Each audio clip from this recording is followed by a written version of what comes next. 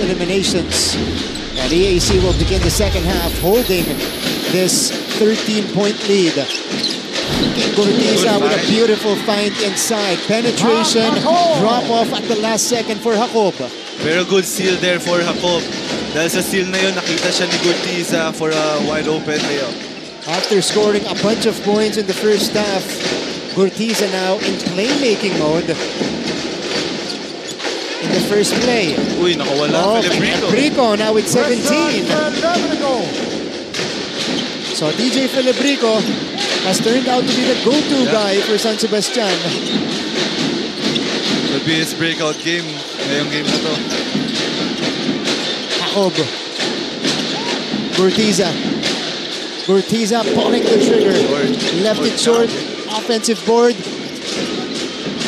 And Oftana scores inside. From Harvey Pagsanhan. Oftana ngayon nagpe-pressure, big man. Here's TJ again.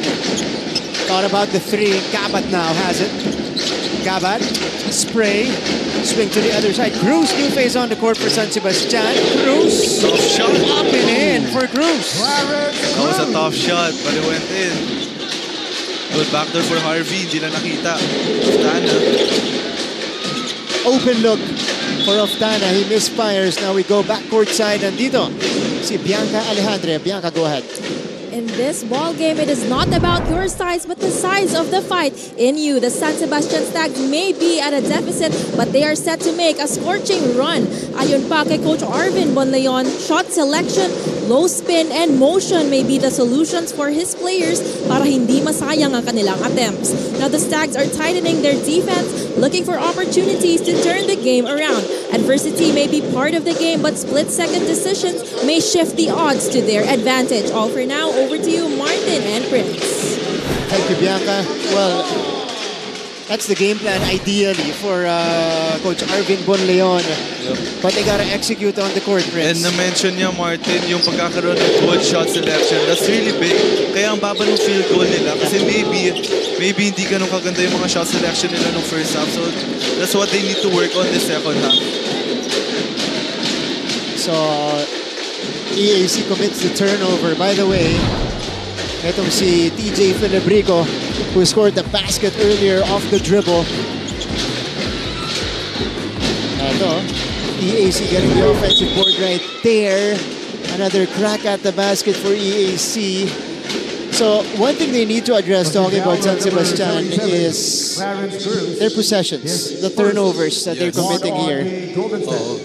Doon sila nagsistruggle eh. Parang binabato kasi nila yung bola. Parang na-pressured sila sa 2-2-1 ng EAC. Yeah. So they need to find a solution para ma-break yung press na yun. Oftana hits the back iron on the attempt. Gurtiza, Pagsanhan, wala. Filibrico comes away with it.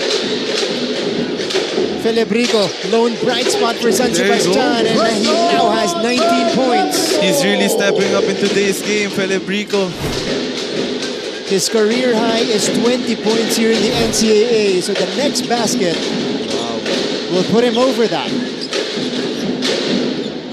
60-47. Perfect time yung contribution ngayon ni Filibrico kasi medyo malamig sila Escobedo and Are. So it's a perfect time for him to really step up. Pagsanhan! Down the middle again! Nakabuelo na naman si Pagsanhan. Ang hirap talaga pigilin nun. Pati ikaw, kung ikaw yung defender, matatakot ka na. Oo eh. Diba? Kasi alam mo na, tigas ni Pagsanhan eh. Tapos ang katawan eh.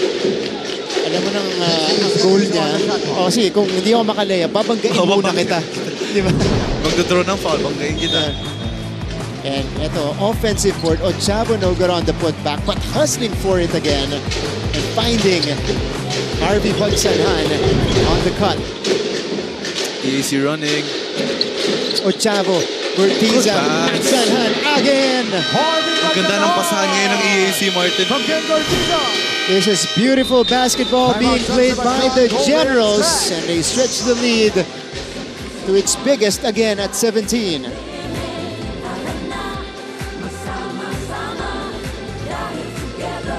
And that's why he is there. Kaya naman itong EAC, they transfer into a zone Oh, Manguba drains the triple. Unang punto sa laban natin para kay Lawrence Manguba. Make the most out of it. Kasi hindi mo alam kung kailan ulit gagamitin. Hindi mo alam kung kailan mag-control mo ulit yung mga kasama mo, di ba? That's right.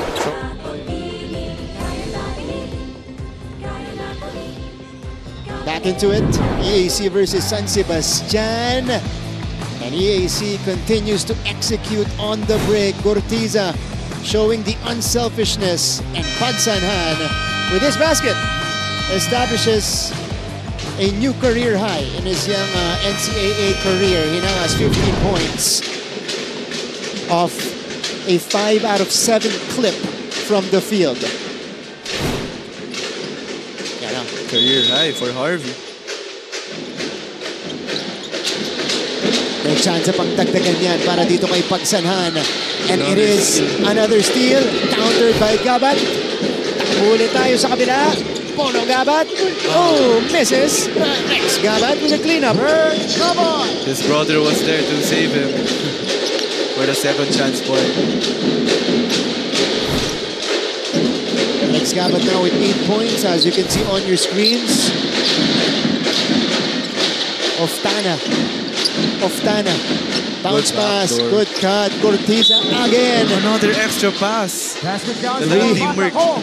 Etong si King Cortiza setting the table very well for EAC. It's another assist for him. Let's check out this layup missed by Polo Gabat first and then the cleanup by his brother. Pero ito, Cortiza had the shot. Pero pinakagat lang niya si Filibrico. Yun yung maganda kay King Cortiza kasi alam niya he's the go-to guy. Alam niya siya yung pinaghandaan ng kalaban. So he really attracts defenders. So nakita niya dalawang defenders sumunod sa kanya. Basic basketball. Give him the pass. Wide open layup. 4 assists now for King Cortiza. Although they could not complete the 3-point play, it is back up to 17. Oh, good Gabat. steal. Ochavo, perfect anticipation. Good patience for Cortiza. Hindi pinilit yun. Hakob off the bench. Resulting to a basket. Good decision. Largest lead for the Generals. Paeng. Gabat. Wala pang sagot ang San Sebastian sa run ng EAC. And here's Kyle Ochavo. Cortiza. Harvey. Under 5 minutes left in the third. Another backdoor play. Pagsanhan with 17 points. Gandang vision to si Oftana. Kanina niya pa nahanap yung mga backdoor, yung mga nagpa-backdoor. And again, San Sebastian continues to fire blanks. Cruz. Another miss. Mapalayo. Malapit. Oy. Walang nahuhulog para sa baste. May ganun talaga, Martin. May certain days talaga na maalat. But again, this is a team that we cannot count out. Yes, of course. Until the very end. Okay. Dahil nung huling laban, okay, I'm gonna check the official score. I think they were down at one point, 26 points against Biniod. Okay. Hinabol nila, kinayod nila. Kasi sa fourth quarter, Martin, 9 points lang ang Biniod. And they had, I think, 26 points in just that quarter. That's right. 17-point advantage to force OT for San Sebastian in that fourth quarter. Nico Aguilar pinasok na ni Coach Arvin. Escobedo, he needs to go to work. Aguilar! Oh, still perfect. Is it still perfect? We'll check Aguilar. That is his third triple. Okay, he missed one. Just one attempt though. 3 out of 4 from the field. Or from 3-point range rather. Uy, foul. Lucero. No good off the bank. Ito na si Paeng. San Sebastian running. Escobedo forced Wild it. shot. Are well covered by Lucero.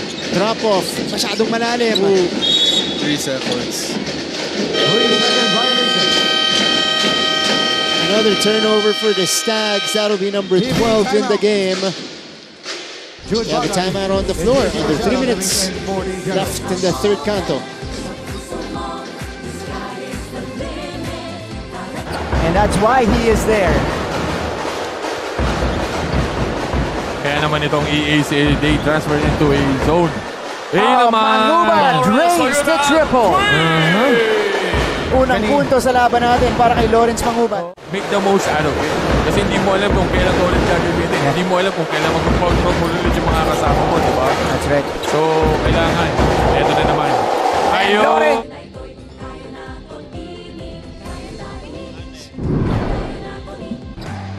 Back to the coverage. Kick out to Nico Aguilar, who is now 3 out of 4 from long distance. They need more of that, Prince. Yeah, they need it. Diba? Aguilar is the only one clicking consistently.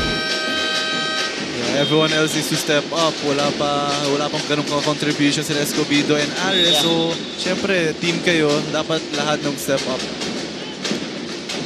18-point advantage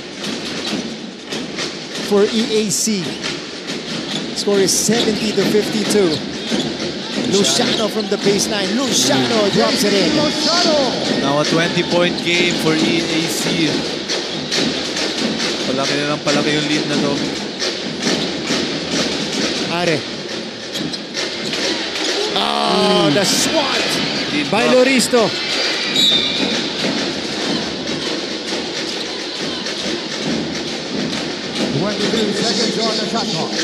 Here comes EAC. Massive 20-point lead, big time bounce back performance after a tough loss against JRU. Let's see if they can sustain this lead. Bagay floats it. No. Wala lang, ayan na. Quick outlet, Paeng is all alone. 2 minutes. Paeng Are. They need more of that. Fast break points, get a stop, Yeah. then convert on the other end. Kasi for San Sebastian, although they're scoring and they're unable to get some stops, laging may sagot ang EAC. And this is a foul on Paengare. Look at this, JC Luciano with minimal space that time. Eto, Loristo denying Velasco.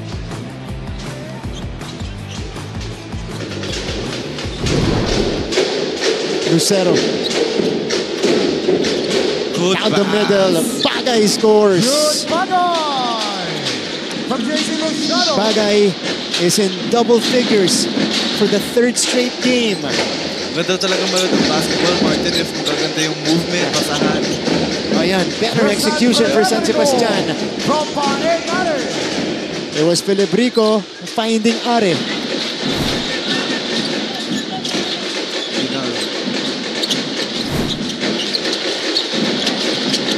Lucero, pass again. drop off. Oh, Loristo Another assist. towering for that basket. Parang basic basketball na for EAC ngayon eh. Every time they foul. Tignan natin to. Hold on.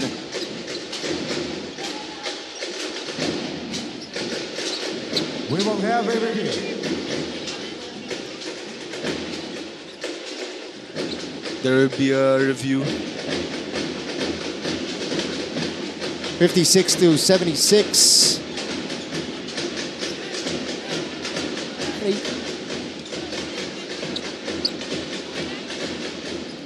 Okay, they're checking this call.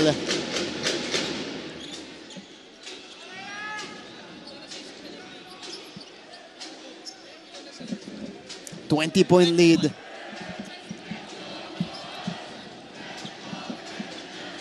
So TJ Filibrico, while we are waiting here for the official verdict, has now established a new career high in the NCAA. Upon review, the call stays pushing foul on number 71, Aldeo Lucero. His second, one on the Generals. 19 seconds on the shot clock.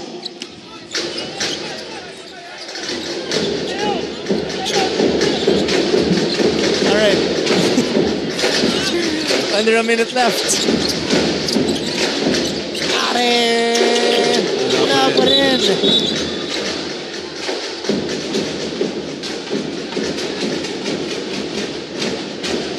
And this is a whistle against the Generals.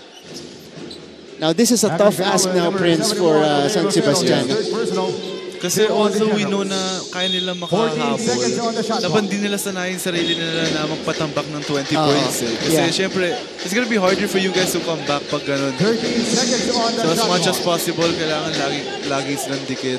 And ngayon, kailangan nila makascore ngayon para somehow matrim down yung lead nila.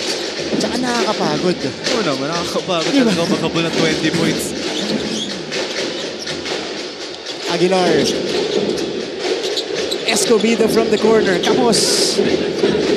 Bagay snatches the rebound. Lucero.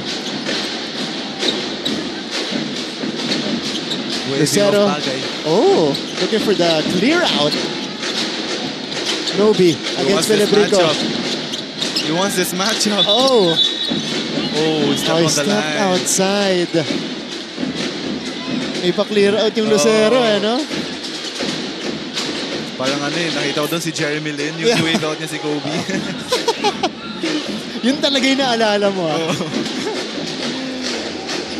Paingare. With 7 to operate. Good foul. Yeah. Laban sa penalty. Second foul, number 14, Cole Kinal. 2 fouls to give for EAC. That was one of them. Joshua Nevada coming in for the Generals. Trigger man will be Aguilar. But they'll be coming from the other side with 5.1.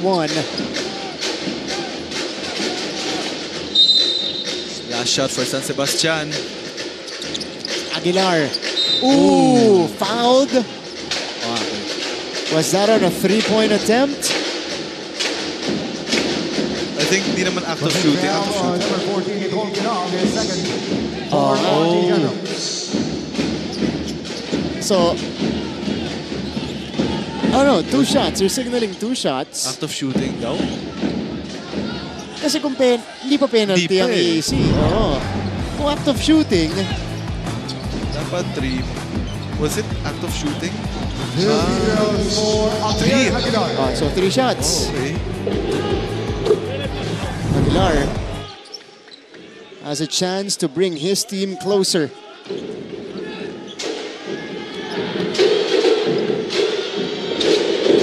shots, right? Oh, just 2. Okay. Last shot with for the steal. Are for 3. Just couldn't convert. That would be big. And the 3/4. Would have been big for San Sebastian, but instead we stick with the score. 58-76 going into the payoff period of this game.